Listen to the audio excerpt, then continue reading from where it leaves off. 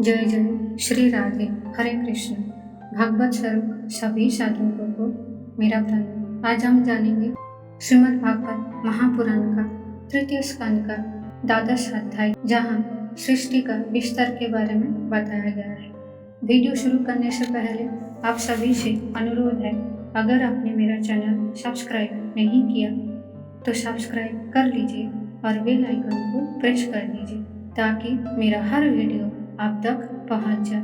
तो शुरू करते हैं श्रीमद् भागवत महापुराण का तृतीय स्कंद का 12वां अध्याय। मैत्रेय उवाच इति तिबर्णित शत कलक्ष परमात्मना महिमा वेद गर्भाथ जथास्त्राक्षी निबोध में ससर्जाग्रे अंधतमिश्रमादिकृत महामोहच मोहच तमश्च ज्ञान वृत्ताय। श्री मैत्रेय जी ने कहा, विदुर जी, यहाँ तक मैंने आपको भगवान की काल रूप महिमा सुनाई। आप जिस प्रकार ब्रह्मा जी ने जगत की रचना की वो सुनिए। सबसे पहले उन्होंने अज्ञान की 5 वृत्तियां तम, अविद्या, मोह, अस्मिता, महामोह, राग, तमिश्र, देश और अंधतमिश्र अभिनिवेश रचे। किंतु इस अत्यंत पापमयी सृष्टि को देखकर उन्हें प्रसन्नता नहीं हुई। तब उन्होंने अपने मन को भगवान के ध्यान से पवित्र कर उससे दूसरी सृष्टि रची। इस बार ब्रह्मा जी ने सनक, सनंदन, सनातन और सनत कुमार ये 4 निवृत्ति परायण उद्धरिता मुनि उत्पन्न किया। अपने इन पुत्रों से ब्रह्मा जी ने कहा, पुत्रों, तुम लोग सृष्टि उत्पन्न करो। किंतु वो जन्मों से मोक्ष मार्ग, निवृत्ति मार्ग का अनुसरण करने वाले और भगवान के ध्यान में तत्पर थे, इसलिए उन्होंने ऐसा करना नहीं चाहा। जब ब्रह्मा जी ने देखा कि मेरा आज्ञा ना मानकर ये मेरे पुत्र मेरा तिरस्कार कर रहे हैं, तब उन्हें असह्य क्रोध हुआ। उन्होंने उसे रोकने का प्रयत्न किया, किंतु बुद्धि द्वारा उनके बहुत रोकने पर भी वो क्रोध तत्काल प्रजापति के बाहों के बीच में से एक निर्लहित नीले और लाल रंग के बालक के रूप में प्रकट हो गया और वो देवताओं के पूर्वज भगवान भव रुद्र रो रो कर कहने लगे, जगत पिता विधाता, मेरे नाम और रहने के स्थान बतलाइए। तब कमलयोनि भगवान ब्रह्मा ने उस बालक की प्रार्थना पूर्ण करने के लिए मधुर वाणी में कहा, रो मत, मैं अभी तुम्हारी इच्छा पूरी करता हूँ। देवश्रेष्ठ, तुम जन्म लेते ही बालक के समान फुट फुट कर रोने लगे, इसलिए प्रजा तुम्हें रुद्र नाम से पुकारी। तुम्हारे रहने के लिए मैंने पहले से ही हृदय, इंद्रिय, प्राण, आकाश, वायु, अग्नि, जल, पृथ्वी, सूर्य, चंद्रमा और तप ये स्थान रच दिए हैं। मनु, महीनस, महान, शिव, ऋतुध्वज, उग्ररेता, भव, काल, वामदेव, धृतव्रत होंगे तथा धी, वृत्ति, उष्णा, उमा, नियुक्त, सर्पी, इला, अंबिका, इरावती, सुधा और दीक्षा ये 11 रुद्रानियां तुम्हारी पत्नियां होंगी। तुम उपयुक्त नाम, स्थान और स्त्रियों को स्वीकार करो और उनके द्वारा बहुत सी प्रजा उत्पन्न करो, क्योंकि तुम प्रजापति हो। लोक पिता ब्रह्मा जी से ऐसा आज्ञा पाकर भगवान निर्लहित जल, आकार और सभा में अपने ही जैसा प्रजा उत्पन्न करने लगे। भगवान रुद्र के द्वारा उत्पन्न हुए उन रुद्रों को असंख्य दूत बनाकर सारे संसार को भक्षण करते देख ब्रह्मा जी को बड़ी शंका हुई। तब उन्होंने रुद्र से कहा, सूरश्रेष्ठ, तुम्हारी प्रजा तो अपनी भयंकर दृष्टि से मुझे और सारी दिशाओं को भस्म किए डालता है, अतः ऐसा सृष्टि और ना रच, तुम्हारा कल्याण हो। अब तुम समस्त प्राणियों को सुख देने के लिए तप करो, फिर उस तप के प्रभाव से ही तुम पूर्ववत इस संसार की रचना करो। पुरुष तप के द्वारा ही इंद्रियातीत सर्वांतर्यामी ज्योति स्वरूप श्री हरि का सुगमता से प्राप्त कर सकता है। श्री मैत्रेय जी कहते हैं, जब ब्रह्मा जी ने ऐसा आज्ञा दी तब रुद्र ने बहुत अच्छा कहकर उसे शिरोधार्य किया और फिर उनकी अनुमति लेकर तथा उनकी परिक्रमा करके वो तपस्या करने के लिए वन को चले गए। इसके पश्चात जब भगवान की शक्ति से संपन्न ब्रह्मा जी ने सृष्टि के लिए संकल्प किया, तब उनके 10 पुत्र और उत्पन्न हुए। उनसे लोक की बहुत वृद्धि हुई। उनके नाम मरीचि, अत्रि, अंगिरा, पुलस्त, पुलह, क्रेतु, भृग, वशिष्ठ, दक्ष और 10वें नारद थे। इनमें नारद जी प्रजापति ब्रह्मा जी की गोद से, दक्ष अंगूठे से, वशिष्ठ कान से, भृगु त्वचा से, क्रेतु हाथ से, पुलह नाभि से, पुलस्त ऋषि कानों से, अंगिरा मुख से, अत्रि नेत्र से और मरीचि मन से उत्पन्न हुए। फिर उनके दाएं स्थान से धर्म उत्पन्न हुआ, जिसकी पत्नी मूर्ति से स्वयं नारायण अवतीर्ण हुए, तथा उनके पीठ से अधर्म का जन्म हुआ और उससे संसार का भयभीत करने वाला मृत्यु उत्पन्न हुआ। इसी प्रकार ब्रह्मा जी के हृदय से काम, बाहों से क्रोध, के होठ से लोभ, मुख से वाणी की अधिष्ठात्री देवी सरस्वती, लिंग से समुद्र, गुदा से पाप का निवास स्थान, राक्षसों का अधिपति निश्रिति, छाया से देवहूति के पति भगवान कर्दम जी उत्पन्न हुए। इस तरह सारा जगत कर्ता ब्रह्मा जी के शरीर और मन से उत्पन्न हुआ।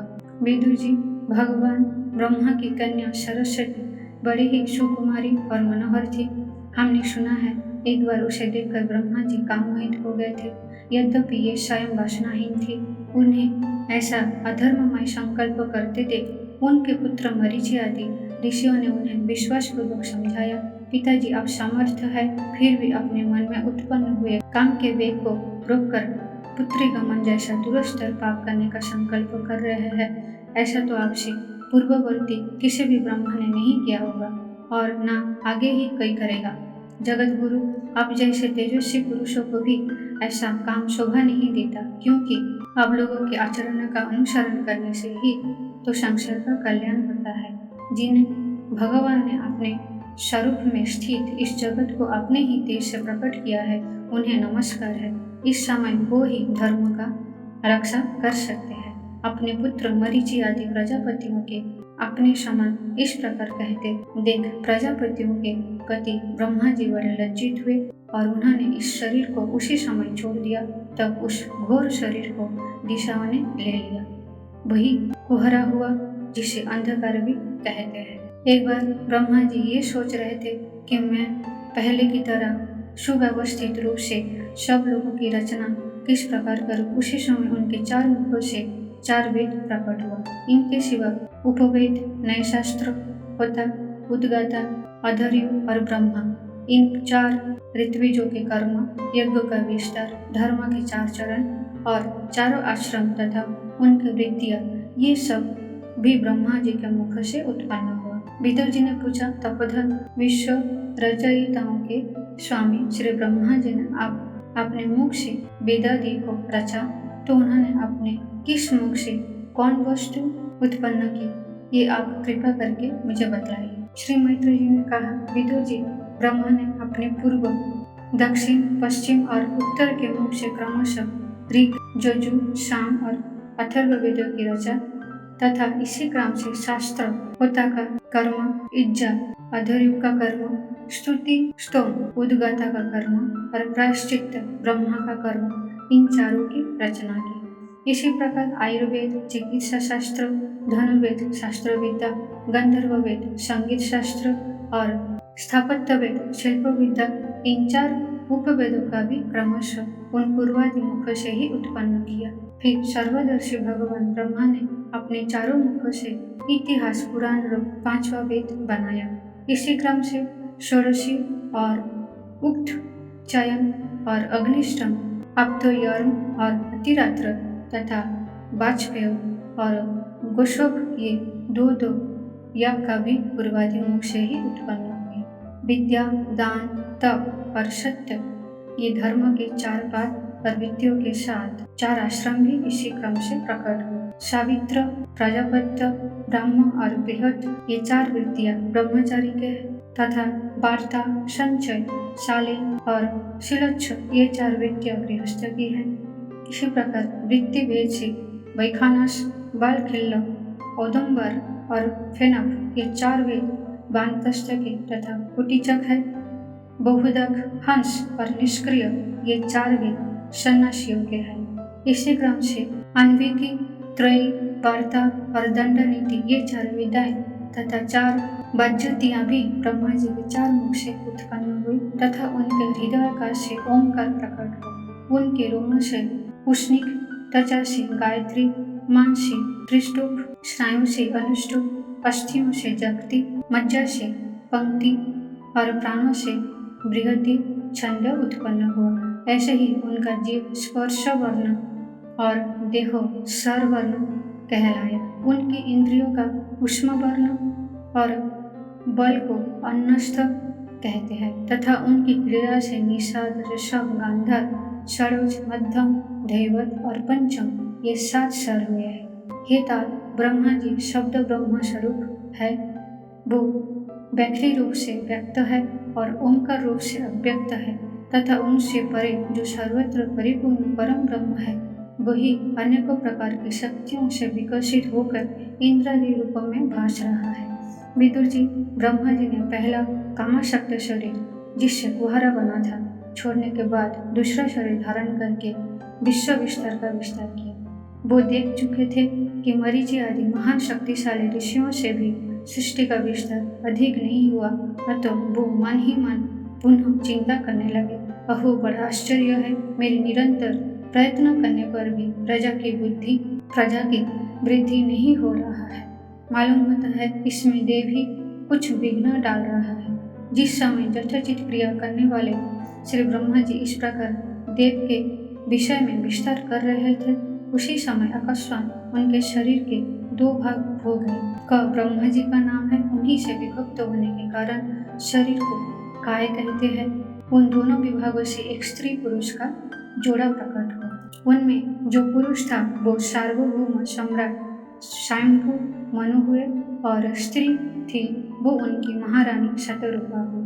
तब से मिथुन धर्म स्त्री पुरुष संभोग से प्रजा की वृद्धि होने लगी। महाराज स्वयंभू मनु ने शतरूपा से 5 संतान उत्पन्न की। साधु शिरोमणि विदुर जी, उनमें प्रियव्रत और उत्तानपाद 2 पुत्र थे तथा आकुति, देवहूति और प्रसूति 3 कन्याएं थी। मनु जी ने आकुति का विवाह ऋषि प्रजापति से किया। मझली कन्या देवहूति का कदम जी को दी और प्रसूति दक्ष प्रजापति को। इन तीनों कन्याओं का संतति से सारा संसार भर गया। अतः श्रीमद् भागवत महापुराण का 3 स्कंद का 12 अध्याय समाप्त। अब प्रेमपूर्ण हृदय से अपने आराध्य भगवान का चिंतन करते हुए बोलिए जय जय श्री राधे। हरे कृष्ण।